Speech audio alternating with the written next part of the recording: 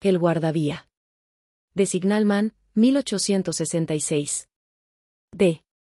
Charles Dickens. Ahí abajo. Cuando oyó una voz llamándolo de esta manera, se encontraba junto a la puerta de la caseta, con un banderín enrollado sobre un palo corto que tenía en la mano. Se podría pensar, teniendo en cuenta la naturaleza del terreno, que no podía caberle la menor duda sobre de dónde procedía la voz, pero en lugar de mirar hacia arriba, donde yo me encontraba, en lo alto de un precipicio cortado a pico justo encima de su cabeza, se volvió y miró hacia las vías. Hubo algo especial en su manera de hacerlo, aunque no sabría definir exactamente qué.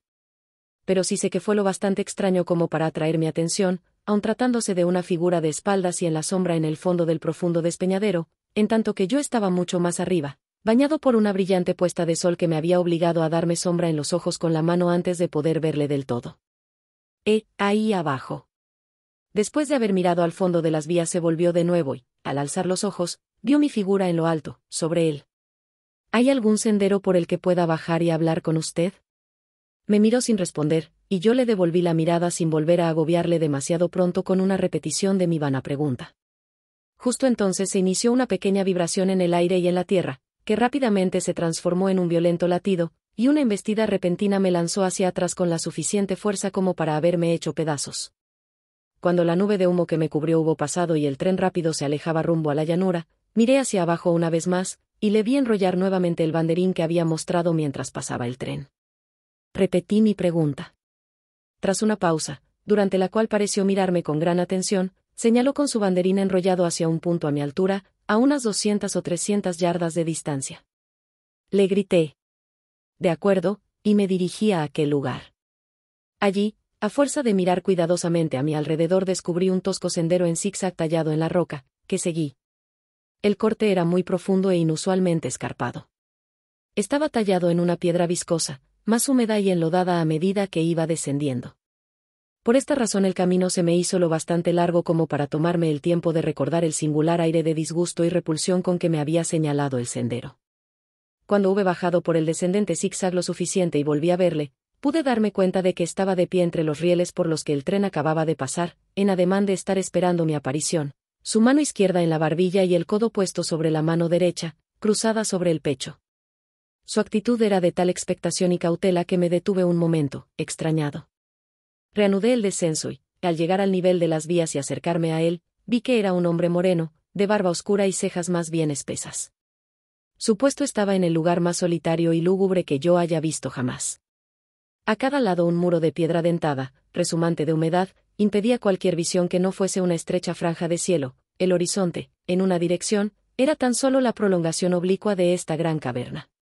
La corta perspectiva del lado opuesto terminaba con una sombría luz roja y la aún más sombría negra boca de un túnel, deprimente y amenazador. Eran tan pocos los rayos de sol que alguna vez llegaban hasta aquel lugar, que éste había adquirido un mortífero olor terroso, y un viento helado corría por allí con tanta fuerza que sentí un escalofrío, como si hubiera abandonado el mundo natural. Antes de que se moviera ya me había acercado tanto a él que habría podido tocarlo. Ni siquiera entonces apartó sus ojos de los míos. Dio un paso hacia atrás y alzó la mano. Le dije que ocupaba un lugar solitario y que había llamado mi atención cuando lo había visto desde allí arriba. Supuse que le parecería raro tener un visitante. Raro, pero esperaba que no mal recibido. En mí debía ver, simplemente, a un hombre que, tras haber pasado toda su vida recluido en estrechos límites y verse por fin libre, tenía un interés renovado por estas grandes obras humanas. Con tal intención le hablé. Estoy lejos de poder asegurar qué términos utilicé, porque, aparte de mi escasa habilidad para iniciar conversaciones, en aquel hombre había algo que me intimidaba. Dirigió una mirada de lo más curiosa a la luz roja que estaba junto a la boca del túnel, observó todo aquello como si echara algo en falta, y después me miró a mí. ¿Estaba esa luz a su cargo? ¿No lo estaba? Me contestó con voz profunda. ¿No sabe que sí lo está? Mientras examinaba sus ojos fijos y su rostro melancólico, una monstruosa idea cruzó por mi mente, que era un espíritu y no un hombre. He vuelto a meditar si cabría considerar la posibilidad de alguna enfermedad en su mente. Retrocedí, y al hacerlo noté en sus ojos un oculto miedo hacia mí. Esto disipó mi monstruoso pensamiento. Me mira, le dije formando una sonrisa como si me tuviese miedo. Estaba preguntándome, contestó, si no le había visto antes. ¿Dónde? señaló hacia la luz roja que había estado observando. ¿Allí? Dije. Mirándome atentamente me respondió, aunque sin palabras, que sí. Mi querido amigo, ¿qué podía hacer yo allí? Sea como sea, nunca he estado ahí, puedo jurarlo. Creo que sí, replicó. Sí, estoy seguro. Su rostro se serenó, y también el mío. Contestó a mis observaciones con presteza y palabras bien escogidas. ¿Tenía mucho que hacer allí?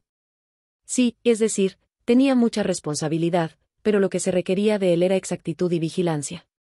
En lo que se refiere a trabajo propiamente dicho, trabajo manual, no tenía apenas nada que hacer. Cambiar esta señal, ajustar aquellas luces y mover la palanca de hierro de cuando en cuando era toda su tarea en este terreno.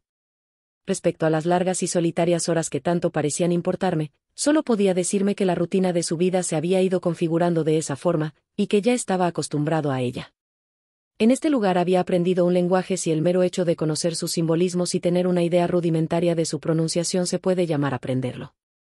También había estudiado fracciones y decimales y había intentado acercarse al álgebra, pero, como le pasaba de niño, el cálculo seguía sin ser su fuerte. Le obligaba el cumplimiento de su deber a permanecer en aquel canal de aire húmedo, ¿nunca podía remontar los altos muros de piedra hasta la luz del sol? Claro que sí, eso dependía del tiempo y de las circunstancias. Según en qué condiciones, había menos que hacer en esta línea que en las otras, y lo mismo podía aplicarse a determinadas horas del día y de la noche.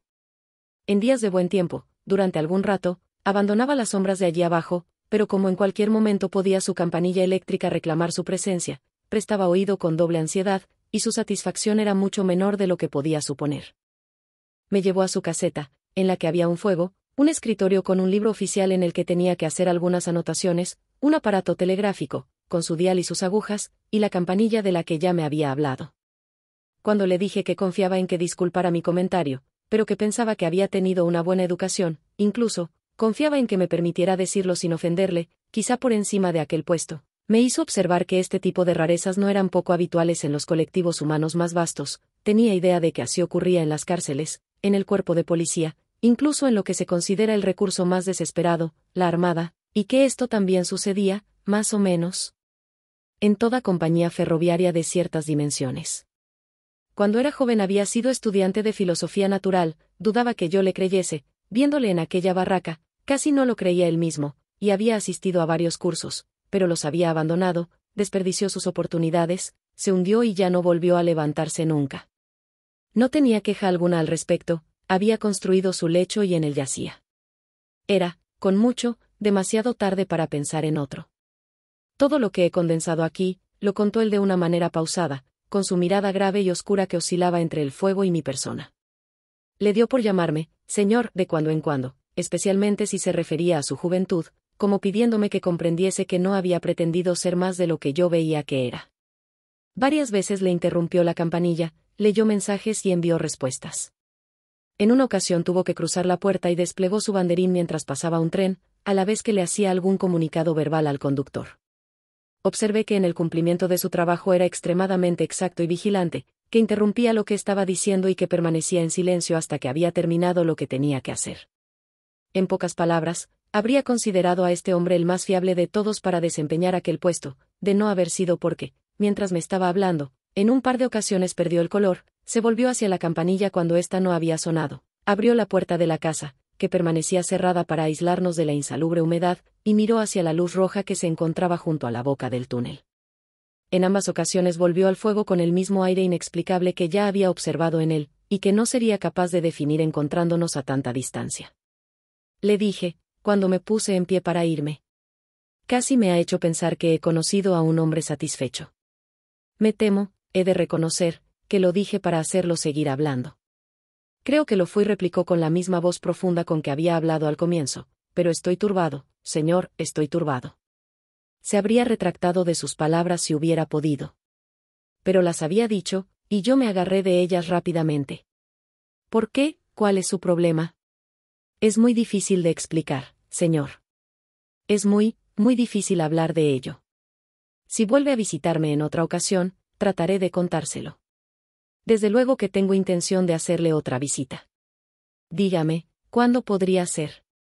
Me voy al amanecer y volveré mañana a las 10 de la noche, señor. Entonces vendré a las 11. Me dio las gracias y me acompañó hasta la puerta. Le alumbraré con mi linterna, dijo con su peculiar voz profunda, hasta que haya encontrado el camino de su vida. Pero cuando lo encuentre, no me avise, y cuando haya llegado a la cima, no me avise. Su comportamiento hizo que el lugar me pareciera aún más frío, pero dije solamente: muy bien. Y cuando vuelva mañana, no me avise. Déjeme preguntarle algo antes de que se vaya. ¿Qué le impulsó antes a gritar, ahí abajo? No lo sé, dije. ¿Es que grité algo así? No algo así, señor. Exactamente esas palabras. Lo sé muy bien. Admitamos que fueron exactamente esas palabras. Las dije, sin duda, porque lo vi a usted ahí abajo. ¿Por ninguna otra razón? ¿Qué otra razón podría tener? ¿No tuvo la sensación de que le fuesen transmitidas de alguna manera sobrenatural? No. Me deseó buenas noches y sostuvo en alto su linterna. Caminé entre las vías, con la desagradable sensación de que un tren venía tras de mí, hasta que encontré el sendero. Era más fácil la subida que el descenso, y llegué a mi posada sin otro contratiempo. Puntual con mi cita, la noche siguiente puse el pie en la primera hendidura del zigzagueante camino cuando los relojes daban las 11. Me esperaba allá en el fondo, con su linterna encendida. No le he avisado, dije, cuando estuvimos más cerca. ¿Puedo hablar ahora? Por supuesto, señor. En ese caso, buenas noches, y aquí está mi mano. Buenas noches, señor. Aquí está la mía. Tras esto, caminamos, uno al lado del otro, hasta la caseta, entramos, cerró la puerta y nos sentamos junto al fuego. Ya me he decidido, señor, comenzó inclinándose, en cuanto nos hubimos instalado, y habló en un tono que era poco más que un susurro. No tendrá que preguntarme por segunda vez qué es lo que me turba. Anoche le tomé por otra persona. Lo que me turba es precisamente eso. ¿Esa confusión? No. Esa otra persona. ¿Quién es? No lo sé. ¿Es como yo? No lo sé. Nunca he visto su cara. El brazo izquierdo le cubre el rostro y agita el derecho. Lo agita violentamente. Así. Seguí sus indicaciones con la mirada, mientras movía un brazo como queriendo dar a entender con la mayor pasión y vehemencia: por el amor de Dios, despejen el camino. Una noche de luna llena, me dijo, el hombre estaba sentado aquí, cuando oí una voz que gritaba, ahí abajo. Me levanté de un salto, miré desde la puerta y vi a esa otra persona junto a la luz roja que hay cerca de la boca del túnel, haciendo gestos como le acabo de enseñar. La voz parecía ronca de tanto gritar, y chillaba: cuidado, cuidado, y de nuevo, ahí abajo, cuidado. Cogí mi linterna, la puse en rojo y corrí hacia la figura, gritándole: ¿qué va mal? ¿Qué ha pasado? ¿Dónde? Estaba de pie justo en la boca de la negrura del túnel. Me acerqué tanto a él que me pareció extraño que siguiera cubriéndose los ojos con el brazo. Corrí directamente hacia él, alargando la mano para coger su brazo, pero había desaparecido. Dentro del túnel, dije yo. No. Recorrí el interior del túnel, unas 500 yardas. Me detuve y, con la linterna sobre mi cabeza, vi las señales que miden las distancias, las manchas de humedad que penetran las paredes y gotean desde la bóveda. Salí corriendo, más rápido que cuando entré, es que aborrezo a muerte ese lugar, miré alrededor alumbrándome con mi propia luz roja, y subí por la escalera de hierro que lleva a la galería que hay justo encima, bajé y regresé corriendo aquí. Telegrafié en ambas direcciones: se ha recibido una alarma. ¿Algo va mal? De las dos direcciones llegó la misma respuesta: todo bien. Resistiéndome a la leve sensación de que un dedo helado rozaba mi espina dorsal, le expliqué que aquella figura había debido ser una mala pasada de su sentido visual, y que se sabía que tales figuras, originadas por desarreglos de los delicados nervios que administran las funciones del ojo, turbaban con frecuencia a enfermos, algunos de los cuales habían llegado a ser conscientes de la naturaleza de sus males e incluso la habían demostrado mediante experimentos con ellos mismos. En cuanto a un grito imaginario, añadí: escuche por un momento el viento de este extraño valle mientras hablamos tan bajo y los disparatados sonidos de arpa que arranca a los cables telegráficos. Todo estaba muy bien, replicó, tras haber estado ambos escuchando durante un rato, y él debía saber bastante sobre el viento y los cables, ya que era quien pasaba largas noches de invierno ahí, solo y expectante. Pero me rogó que me diese cuenta de que no había terminado. Le pedí perdón y, tocándome el brazo, añadió estas palabras: No habían pasado 6 horas de la aparición, cuando se produjo el accidente de esta línea, ni habían pasado 10 cuando los muertos y heridos fueron sacados a través del túnel por el lugar en el que había estado la figura. Me recorrió un desagradable escalofrío. No podía negarse, repuse, que había sido una coincidencia notable, lo bastante profunda como para impresionar su mente. Pero no hay duda de que coincidencias tan notables ocurren de continuo y deben tenerse en consideración al tratar estos temas. Aunque, sin duda, debía admitir, añadí, viendo que estaba a punto de refutar mis objeciones, que las personas con sentido común no dejan mucho espacio para coincidencias en los cálculos ordinarios de la vida. De nuevo me hizo saber que me diese cuenta de que no había terminado. Y de nuevo le pedí perdón por mis involuntarias interrupciones. Esto dijo, apoyando una vez más su mano en mi brazo y mirando por encima del hombro con ojos hundidos, fue exactamente hace un año. Pasaron 6 o 7 meses, y ya me había recuperado de la sorpresa e impresión, cuando una mañana, al romper el día, me encontraba junto a la puerta, miré hacia la luz roja y volví a ver al espectro. Se detuvo mirándome fijamente. ¿Gritó? No. Guardó silencio. ¿Movía el brazo? No. Estaba apoyado contra el poste de la luz roja, con las 2 manos cubriéndole el rostro. Así. Una vez más observé su gesto. Y fue un gesto de dolor. He visto actitudes similares en las estatuas que se encuentran sobre algunas tumbas. ¿Se acercó a él? No. Entré en mi caseta y me senté, en parte para ordenar mis pensamientos, en parte porque había quedado desfallecido. Cuando volví a salir a la puerta, la luz del día estaba sobre mí y el fantasma se había ido. Pero, ¿no pasó nada más? ¿No ocurrió algo después? Me tocó el brazo con el dedo índice 2 o 3 veces, asintiendo lúgubremente con la cabeza. Ese mismo día, cuando un tren salía del túnel, advertí en una ventanilla que daba a mi lado algo que me pareció un amasijo de cabezas y manos y una especie de gesto. Vi aquello justo a tiempo para hacerle al conductor la señal de «pare». Cortó el circuito y puso el freno, pero el tren aún se deslizó 150 yardas o más. Corrí tras él y, mientras lo hacía, oí unos llantos y gritos terribles.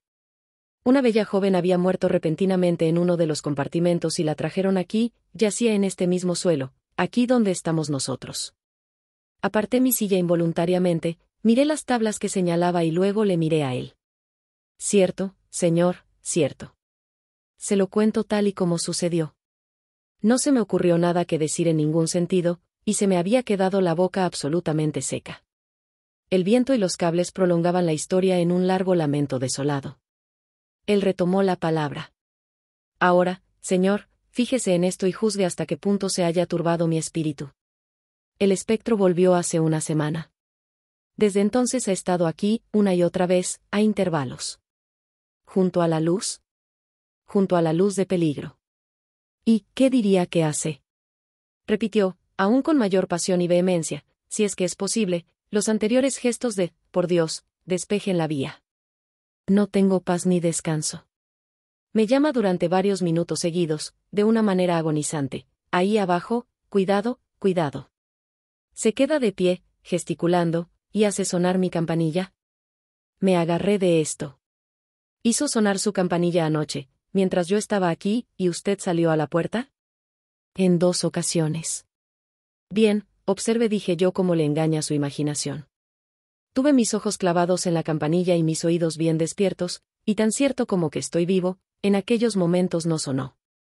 No, y tampoco lo hizo en ninguna otra ocasión, si exceptuamos cuando funcionó debido al curso normal del trabajo, al comunicar la estación con usted. Movió la cabeza. No he tenido, aún, ninguna confusión a este respecto, señor. Nunca he confundido el sonido espectral de la campanilla con el humano. El sonido del fantasma es una extraña vibración de la campana, que no proviene de fenómeno alguno, y no he afirmado que la campana se mueva visiblemente. No me sorprende que usted no la haya oído. Pero yo sí la oí. ¿Y le pareció ver al espectro allí, cuando salió a mirar? Estaba allí. ¿En ambas ocasiones? Dijo firmemente. En ambas ocasiones. ¿Quiere acercarse a la puerta conmigo y observar ahora? Se mordió el labio inferior mostrando cierto desgano, pero se levantó. Abrí la puerta y me quedé en el escalón, mientras él permanecía en el umbral. Allí estaba la luz de peligro. Allí estaba la tenebrosa boca del túnel. Allí estaban los altos muros de piedra del precipicio. Allí estaban, sobre todo, las estrellas. ¿Lo ve? Le pregunté, prestando especial atención a su rostro. Tenía los ojos fijos y en tensión, pero quizá no mucho más que los míos cuando los dirigía impacientemente hacia el mismo punto. No respondió, no está ahí. De acuerdo, le dije. Entramos de nuevo, cerramos la puerta y volvimos a nuestros asientos. Estaba pensando en la mejor forma de aprovechar esta ventaja, si es que se la podía considerar como tal, cuando él retomó el tema de una forma tan absolutamente natural, dando por supuesto que no podía haber entre nosotros serias divergencias respecto a los hechos, que me sentí en una situación de lo más impotente. A estas alturas, señor, ya habrá comprendido perfectamente, dijo, que lo que me angustia tan profundamente es lo siguiente. ¿Qué quiere decirme el espectro?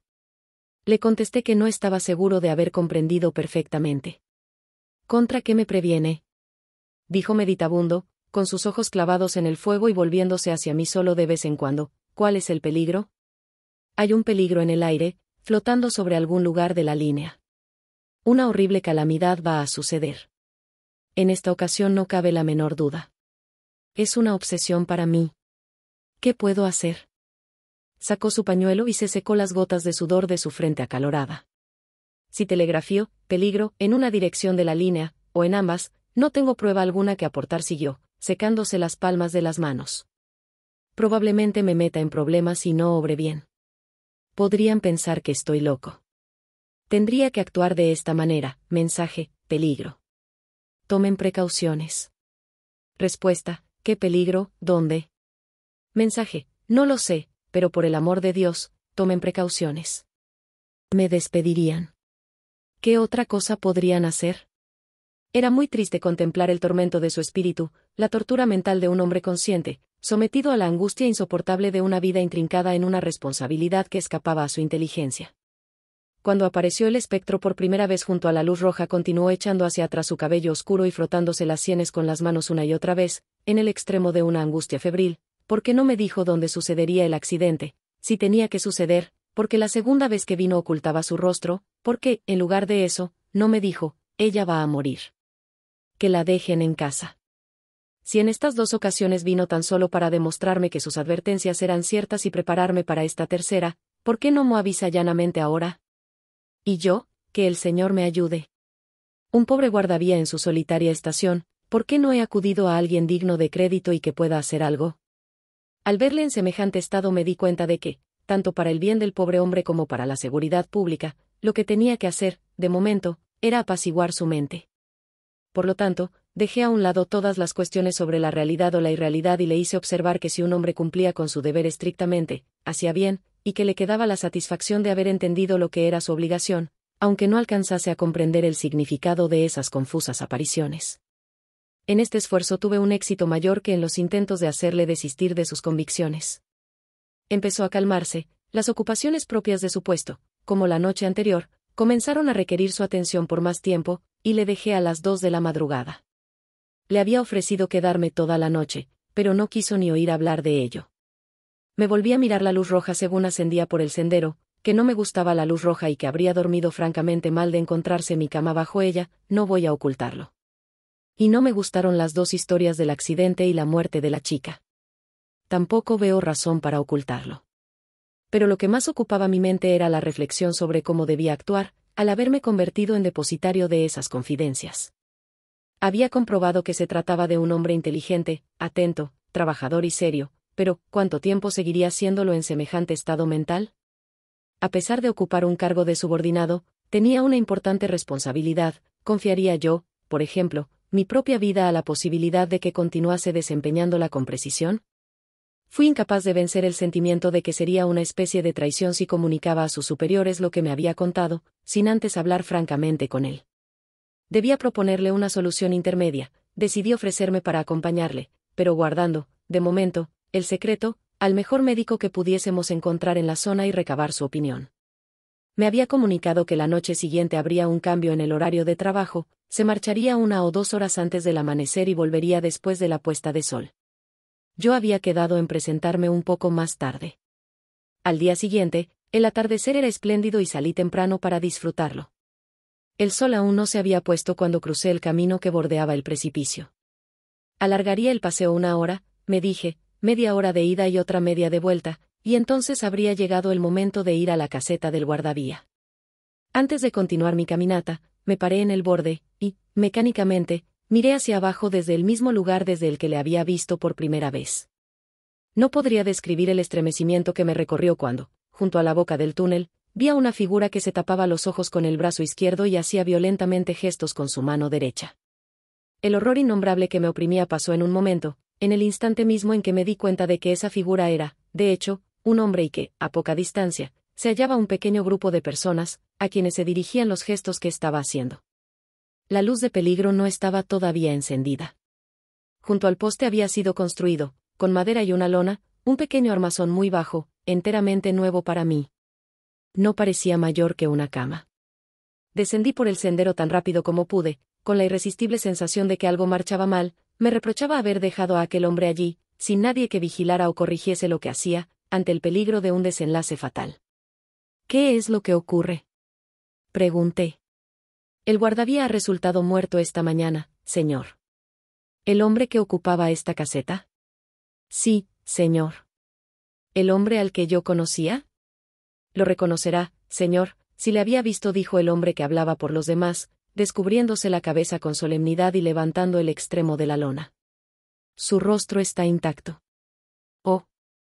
¿Cómo ocurrió esto? ¿Cómo ocurrió?, pregunté, volviéndome de uno a otro, cuando hubieron cubierto de nuevo el cadáver. Lo atropelló una locomotora, señor. Ningún hombre en Inglaterra conocía mejor su trabajo. Pero algo no debía estar bien en la vía. Fue justo al amanecer. Había apagado la luz y llevaba su linterna cuando la máquina salió del túnel. Él le daba la espalda, y lo atropelló. Este hombre la conducía y nos estaba explicando cómo sucedió. Explíqueselo al caballero, Tom. El hombre, que vestía un traje tosco y oscuro, retrocedió hasta el lugar donde habíamos estado antes, junto a la boca del túnel. Después de tomar la curva del túnel, señor, dijo, le descubrí al otro extremo, como si le viese por el tubo de un catalejo. No había tiempo de reducir la velocidad, y sabía que él era un hombre muy cuidadoso.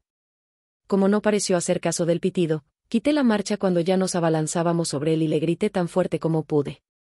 ¿Qué dijo usted? Dije, ahí abajo, cuidado, cuidado, por el amor de Dios, despejen la vía. Me sobresalté. ¡Ay! Fue un rato horrible, señor. No paré de gritar. Me puse este brazo delante de los ojos, para no verlo, y agité el otro hasta el último momento, pero no sirvió de nada. Para no prolongar el relato extendiéndome en alguna de sus circunstancias más que en otra, puedo, para terminar, señalar la coincidencia de que las advertencias del conductor de la locomotora incluían no solo las palabras que el desafortunado guardavía me había repetido como su obsesión, sino también las palabras que yo mismo y no él había asociado, tan solo en mi mente, a los gestos que había imitado.